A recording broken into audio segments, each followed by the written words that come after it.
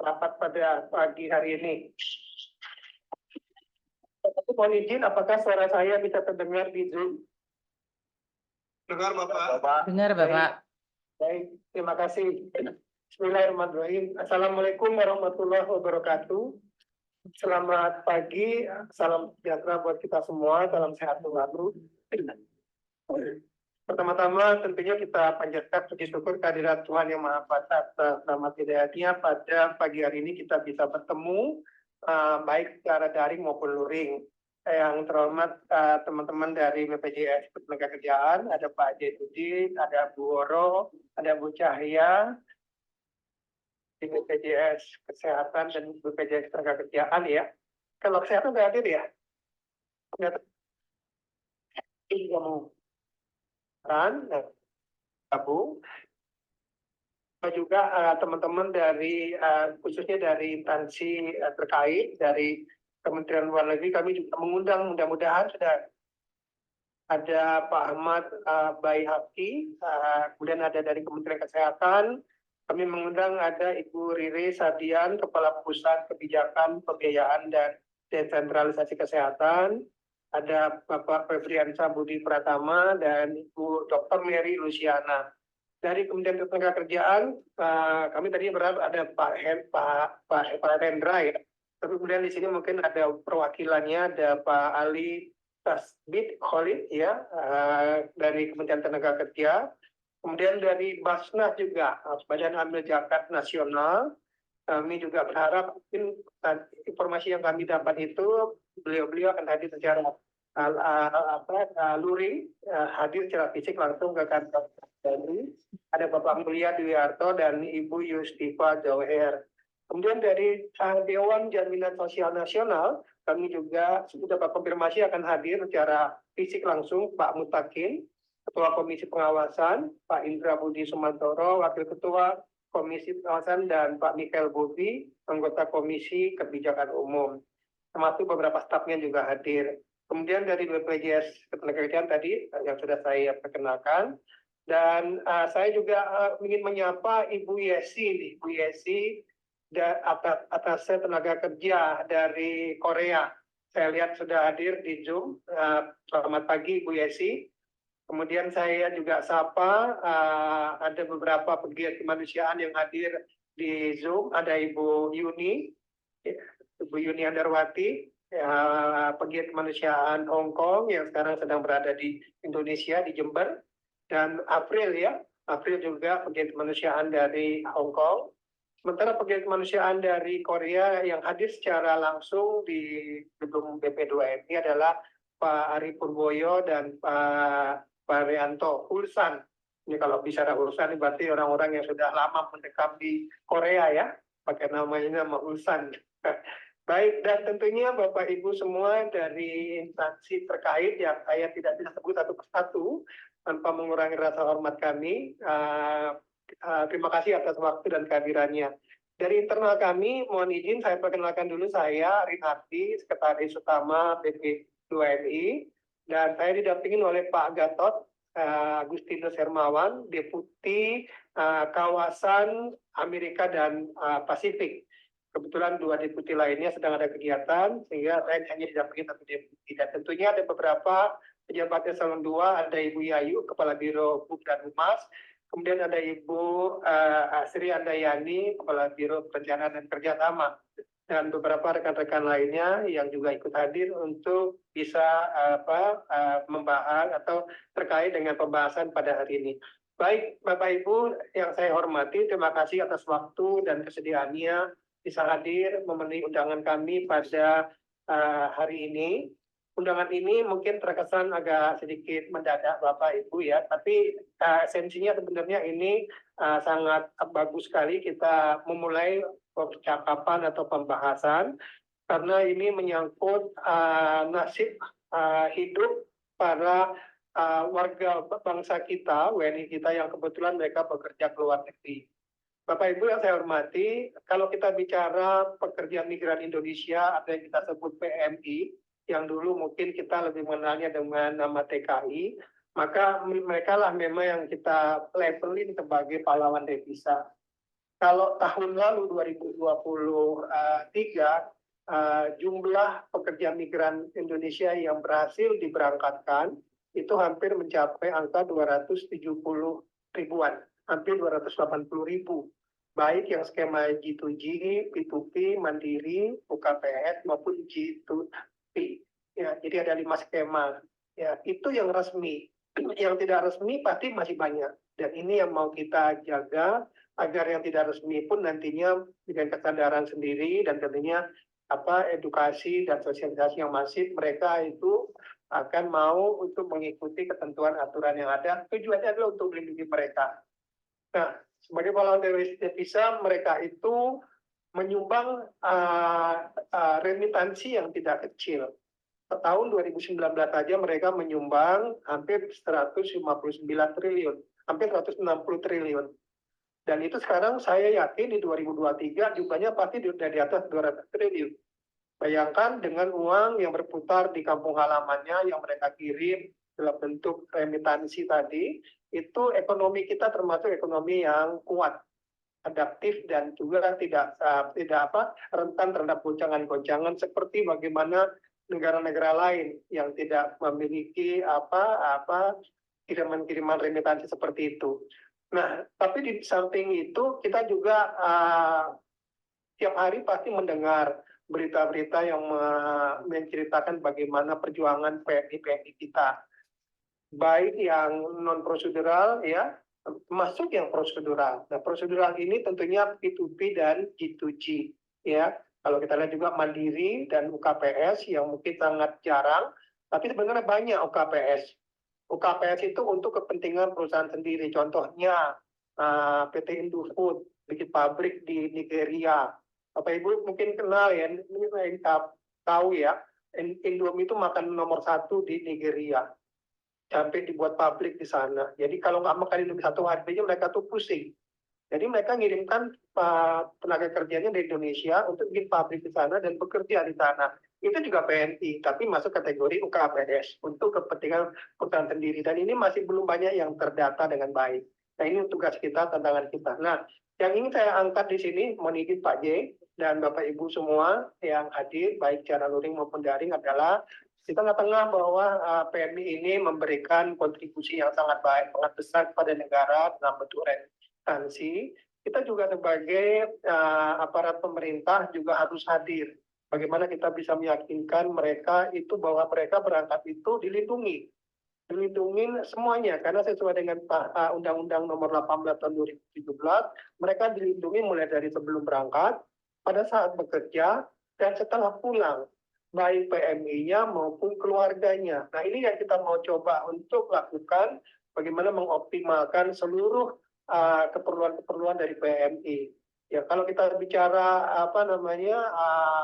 PMI ya PMI inilah yang menjadi penggerak dari roda ekonomi yang ada di daerah salah satunya. Nah, saya ingin masuk ke poin yang utama. Jadi saya termasuk yang memberikan nomor API saya itu ke publik, terutama kepada PMI. Jadi setiap hari itu saya tidak banyak sekali menerima laporan-laporan terkait dengan kasus-kasus PMI yang mengalami masalah di luar negeri, di negara-negara penempatan. Kami menyebutnya terkendala, ya. Kalau yang masalah, kami selalu menghindari diksi masalah, karena sebenarnya PMI itu tidak punya masalah. Yang masalah itu adalah bagaimana pemerintah bisa memfasilitasi mereka untuk tidak sampai menjadi masalah. Nah, masalah-masalah yang terjadi atau kendala-kendala yang terjadi di luar negeri itu salah satunya adalah bahwa PMI ini ya kalau kita bicara yang non prosedural itu pasti banyak dan itu sedang kita upayakan untuk kita minimalkan. Tapi kalau untuk yang resmi pun yang prosedural ternyata juga masalahnya banyak. Masalah apa yang terjadi adalah Bapak Ibu, sekarang ini yang sekarang menjadi favorit adalah Korea. Mungkin nanti Bu Yesi saya juga minta mohon Bu Yesi juga bisa menceritakan bagaimana animo masyarakat Indonesia untuk bisa bekerja di Korea, termasuk di Hong Kong ya, Mbak Yuni ya, Mbak April ya. Tahun 2024 Indonesia itu mendapatkan alokasi kuota 16.000 lebih untuk bisa bekerja di 4 sektor manufaktur, sektor fishing, dan 2 sektor baru yang mulai diperkenalkan tahun ini, servis 1 dan servis 2, di perhotelan, di restoran, di jasa-jasa yang sifatnya jasa.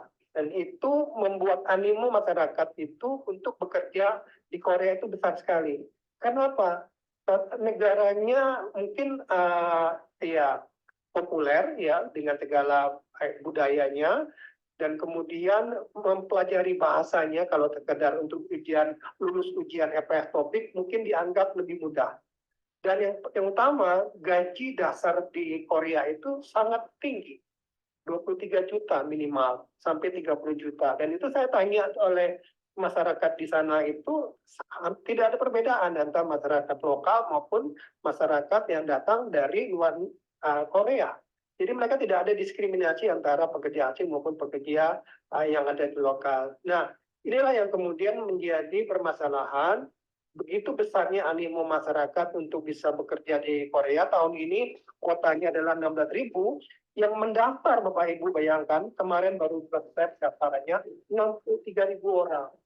Berarti akan ada kurang lebih 47.000 orang yang nantinya tidak bisa berhasil berangkat. Hanya 16.000 orang saja yang akan berangkat. Kemarin saya diingatkan oleh Pak Ari, ada potensi yang tidak berangkat ini, mungkin nanti akan mencari jalan-jalan lain yang tidak resmi. Nah, ini yang nanti harus kita juga antisipasi. Nah, saya ingin mengatakan Bapak Ibu bahwa negara harusnya hadir dengan memberikan perlindungan yang maksimal kepada mereka. Nah, tapi banyak kejadian mereka yang berangkat ini dengan semangat yang begitu tingginya sampai di sana dan baru bekerja berapa bulan sakit. Dan sakitnya ini bukan sesuatu yang karena kecelakaan kerja atau sesuatu yang memang dialami, memang di-cover oleh asuransi, baik asuransi yang mereka bawa dari tanah air, yaitu BPJS Ketenagakerjaan, di situ ada JKK dan JKM, kemudian juga asuransi yang ada di negara penempatan, khususnya misalnya Korea. Nanti Mbak Yuni bisa menceritakan juga asuransi apa yang juga dipegang oleh PMI kita yang ada di Hong Kong. Ya, di tengah-tengah kita saya juga menghadirkan Pak Ari Purboyo. Pak Ari Purboyo ini adalah Ketua Performasi di Korea. Ketua Jangkar Karat, ya, Ketua Jangkar Karat. Dan kemudian istri beliau sendiri tinggal di Korea. Dan satu-satunya orang Indonesia yang bekerja di BPJS-nya Korea. Jadi tahu persis nanti apa saja asuransi yang seharusnya dan yang ada di Korea yang memang itu bisa melindungi PMI kita. Nah, menerima informasi mengenai PMI yang sakit bawaan pada saat mereka sebelum berangkat. Karena apa? Karena pada saat mereka berangkat, mereka itu umumnya hanya dilakukan medical check-up yang sifatnya standar. Kalau nggak periksa darah, paling foto toraks untuk melihat paru-parunya.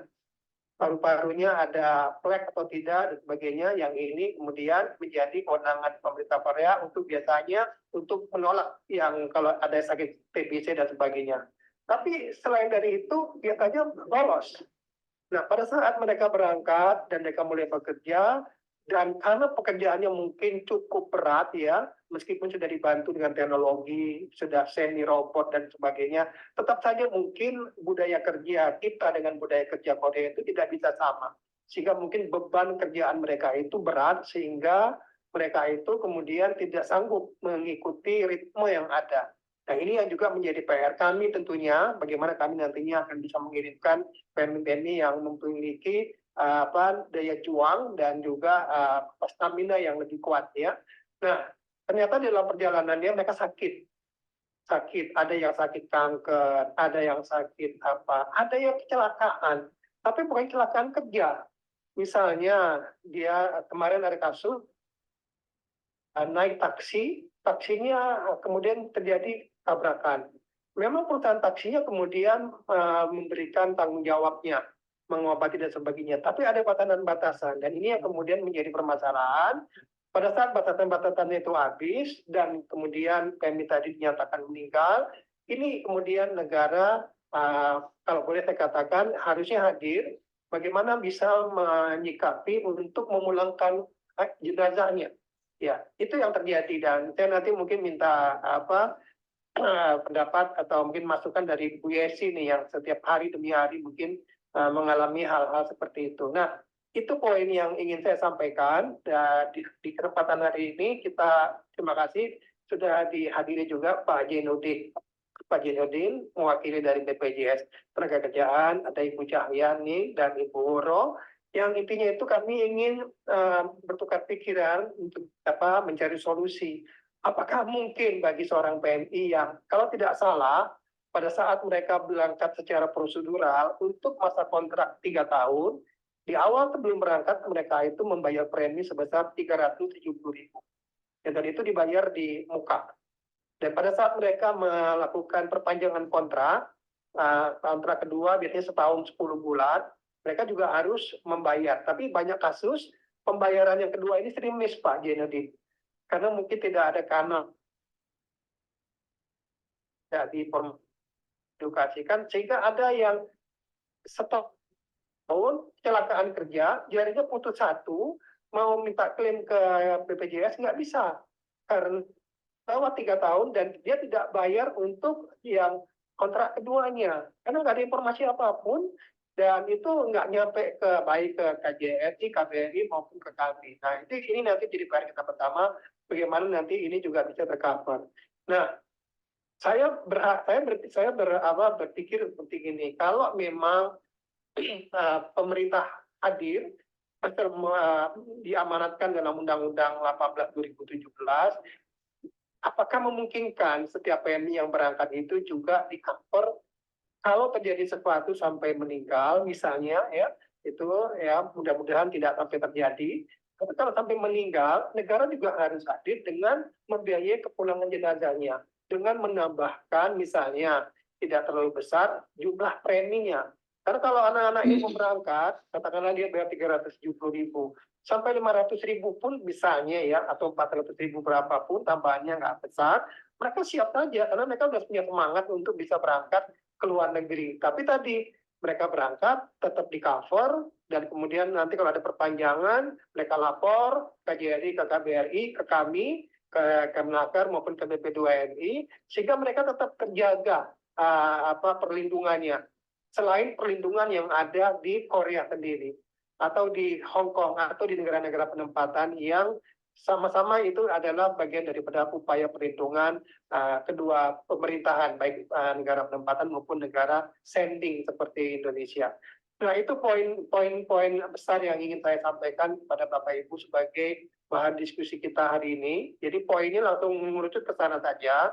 Nanti kalau ada hal-hal lain yang ingin kita angkat atau yang kita bahas, monggo saja Bapak Ibu. Kalau ada usul, saran dan sebagainya. Mungkin sebagai tahap awal, saya ingin meminta dulu pendapat dari mungkin siapa ya?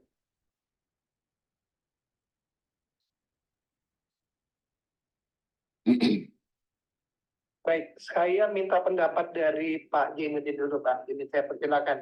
Silakan Pak Jainuddin dari BPJS Ketenagakerjaan. Silakan Pak. Iya, makasih nih Pak Ses. Dengan pagi-paginya ini hujan gitu kan, macet gitu ya. Makasih kami diingatkan tadi tentang undangan itu. Saya itu ada acara dadakan, tapi saya bilang tadi ke Pak Dirut, undangan ke Pak Dirut, supaya Pak Dirut juga lagi mendampingi Komisi 9. Nah, saya jadi salam dari Pak Dirut tadi. Akhirnya saya bilang saya izin berangkat ke sini tadi, temanin oleh, kenapa saya bawa perempuan semua ya Pak? Bu Cinta, Bu Naning, Bu Oro, dan Bu Pinta. Terima kasih Pak Sesam, yang terhormat Pak Deputi, ya Pak Gatot ya, dan Bapak Ibu semua nih dari BP2MI, kemudian dari kementerian ya yang hadir di Zoom, Kemenkes, Kemenaker, ada Basnas tadi ya. Saya lagi mikir nih Basnas diundang itu kaitannya. Oh iya, menarik Pak. Kemudian ada DJSN katanya on the way ya. Kemudian teman-teman dari para pemerhati PMI ini ada Bu Yuni ya, Bu April tadi, Bu Yesi, dan Pak Arianto dan Pak Ari. Ini makasih, salam kenal semua. Terima kasih Pak Ses. Jadi pertama tentu kalau cerita PMI, perlindungan PMI itu salah satu jenis perlindungannya yang dimandatkan oleh regulasi itu kan memang jaminan sosial ketenagakerjaan. Ya. Sebenarnya kalau lihat di PP itu ada dua kalau saya Bapak. Ada jaminan sosial ketenagakerjaan yang diatur oleh Permenaker. Satu lagi sebenarnya ada jaminan kesehatan yang perlu diatur dengan peraturan Menteri Kesehatan. Nah, itu dua hal itu Pak Eka. Tentu Bapak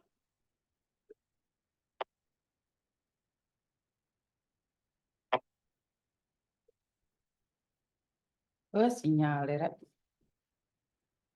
Masa gak ada suara nih Pak ngomong rek. Piye iki? Gak ada suara nih Pak. Ora ada suara nih Pak. Suara tidak jelas Pak.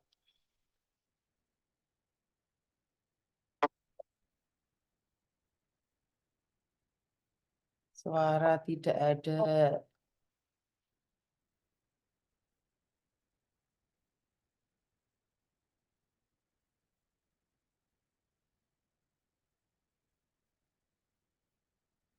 Suaranya gak ono iki piye?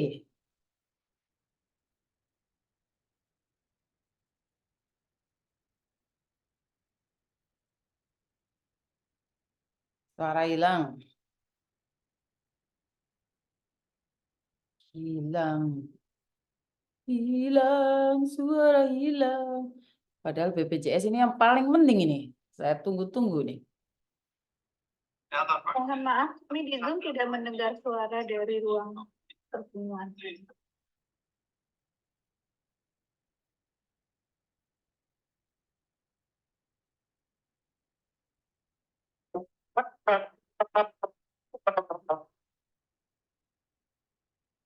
Jelas nggak dengar.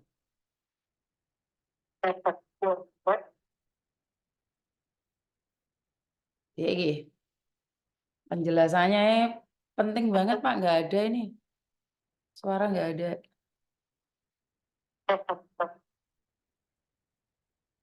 Nggak ada suara.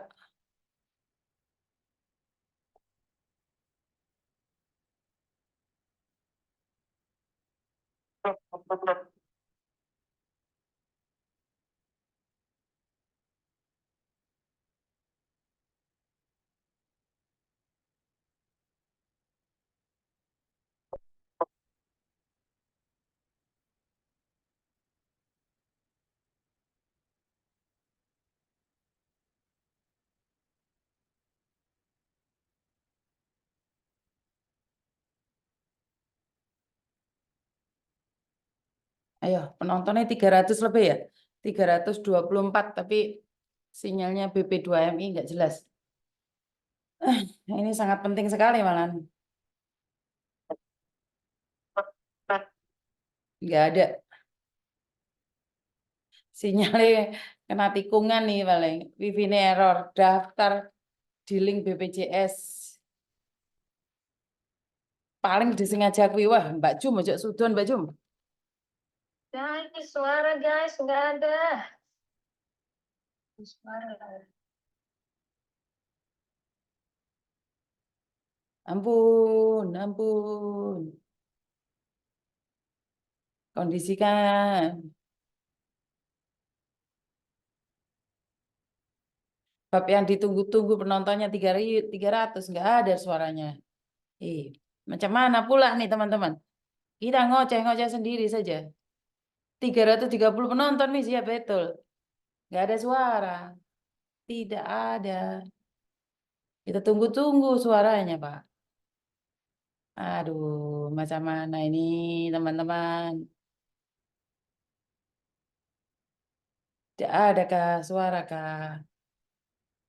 Oke, gas, suaranya nggak ada. Ya, iya. Tidak ada. Batu share link BPJS-nya, Wen, share link. Tidak ada suaranya. Oke guys, nggak ada suaranya.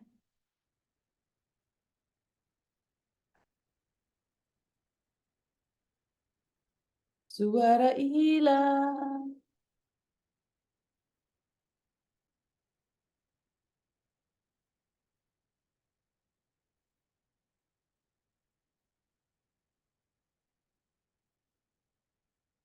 Oke guys, lost doll.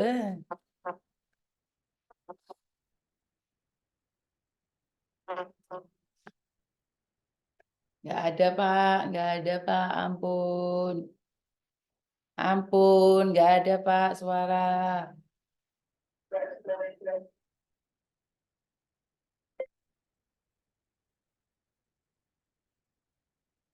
Nggak ada Gas. suaranya Pak.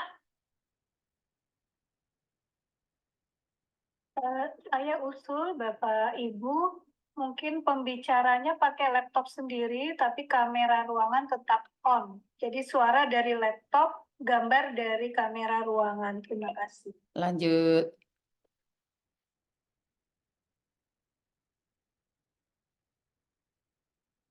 Merepet suaranya. Aduh. Piye iki, guys? Fokus sih. Minta maaf sedang ada gangguan.